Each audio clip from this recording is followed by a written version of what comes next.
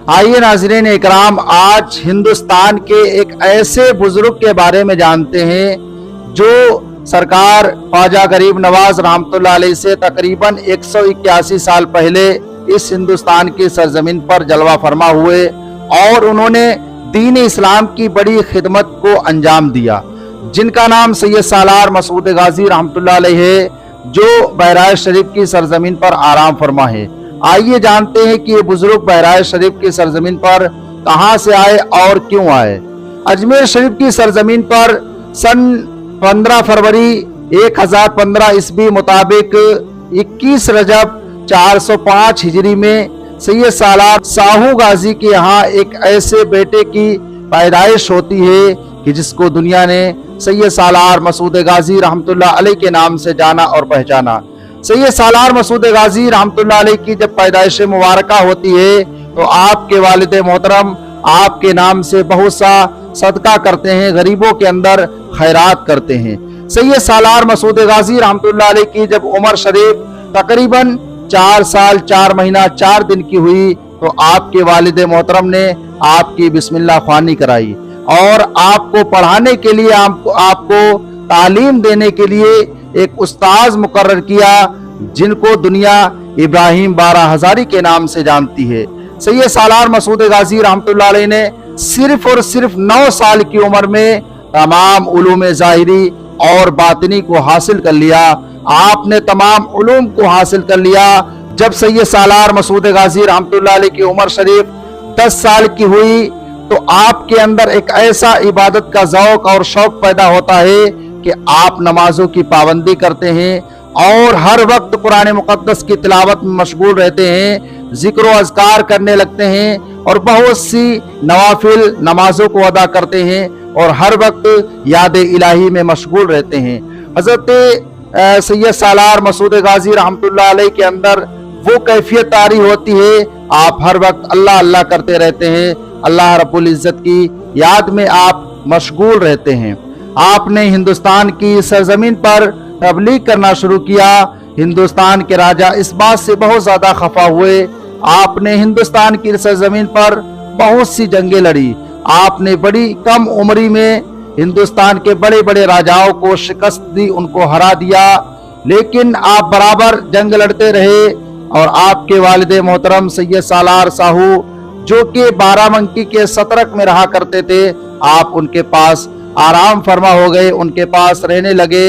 लेकिन उसी लम्हात में उसी वक्त में बहराइच के जो सैफुद्दीन सुरखरू थे उनको बहराइच के राजाओं ने गिरफ्तार कर लिया और आपको जो पैगाम मिला कि आपके एक गवर्नर आपके एक साथी सैफुद्दीन सुरखरू को गिरफ्तार कर लिया गया है, तो आप फिर अपने वालिद मोहतरम से इजाज़त तलब करते हैं। आपके वालिद मोहतरम पहले ही आपकी वालिद मोहतरमा हज़रत सदर मोहल्ला की वफ़ात से बड़े गमगीन रहा करते थे, लेकिन उन्होंने फिर भी आपको इजाज़त दी और आप बहराइच शरीफ की सरजमीन पर आए।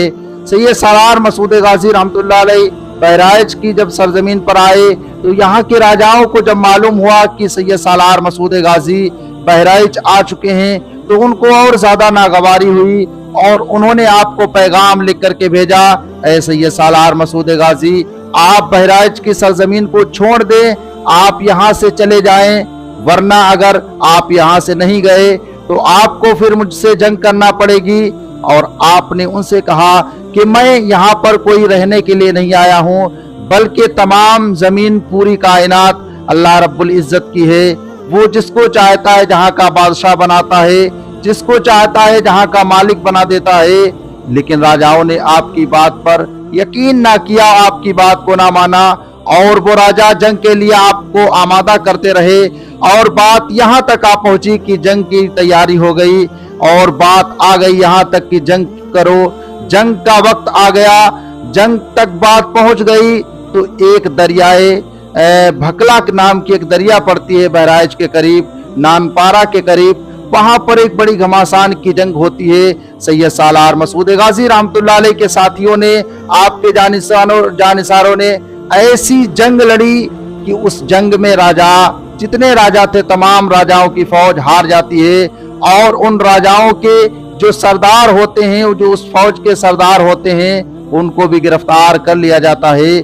फिर उसके बाद दूसरी जंग होती है, तमाम राजा इकट्ठा होते हैं और अपनी अपनी फौज को तैयार करते हैं। फिर एक उसी दरिया के किनारे एक दूसरी जंग होती है और उस जंग के अंदर भी तमाम राजा हार जाते हैं, उनका कोई चारा नहीं चलता है। सैयद सालार मसूद गाजी रहमतुल्लाह अलैह के खिलाफ वो कुछ न कर पाते हैं। सैयद सालार मसूद गाजी रहमतुल्लाह अलैह अक्सर बहराइच के अंदर जहां पर आपकी दरगाह है, उसी के करीब एक महुआ का पेड़ था, आप उसके नीचे आराम किया करते थे और अपने साथियों से फरमाया करते थे कि जब से मैं हिंदुस्तान आया हूं मुझे कहीं भी सुकून नहीं मिलता है। मैंने हिंदुस्तान आकर के बड़ी तकलीफों का सामना किया है। मेरी वालिदा मोहतरमा सदर मोहल्ला का इंतकाल हो गया, उसका सदमा था, और उसके बाद आपके वालिद मोहतरम सैयद सालार साहू गाजी का भी इंतकाल हो गया, उसका सदमा आप पर रहा करता था, आप अक्सर परेशान रहा करते थे। लेकिन राजाओं ने फिर आपको भगाने की कोशिश की, तीसरी जंग के लिए भी तैयारी हो गई। उधर राजा सुहेल देव ने तमाम राजाओं की कमेटी बैठा ली, तमाम राजाओं को इकट्ठा किया और एक धर्म रक्षा के नाम पर एक बड़ा संगठन तैयार किया गया।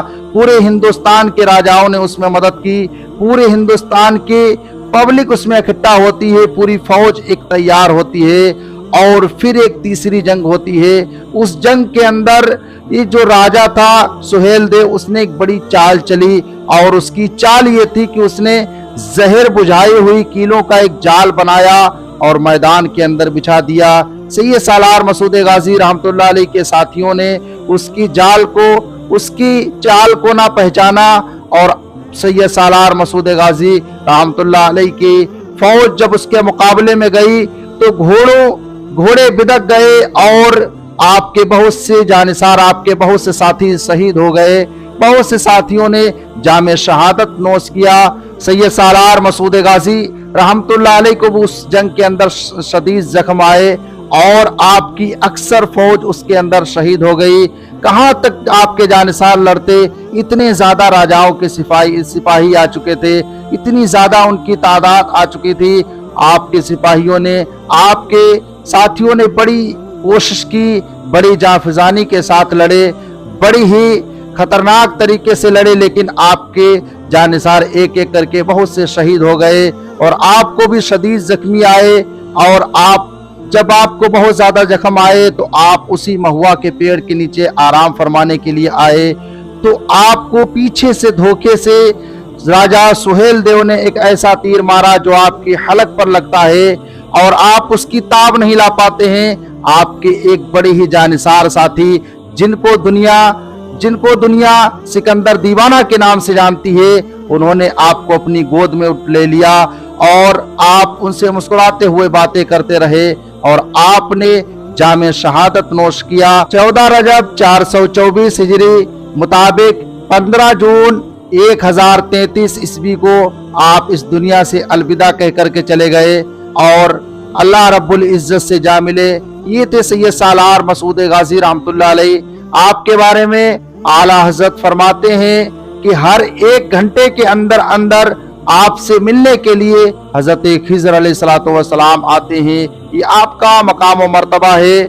और लताइफ अशरफी के अंदर शेख मखदूम अशरफ रहमतुल्लाह अलैह बयान फरमाते हैं कि हर आधा से 1 घंटे के अंदर आपसे हजरत खिज़र अलैहिस्सलातु वस्सलाम मिलने के लिए आते हैं।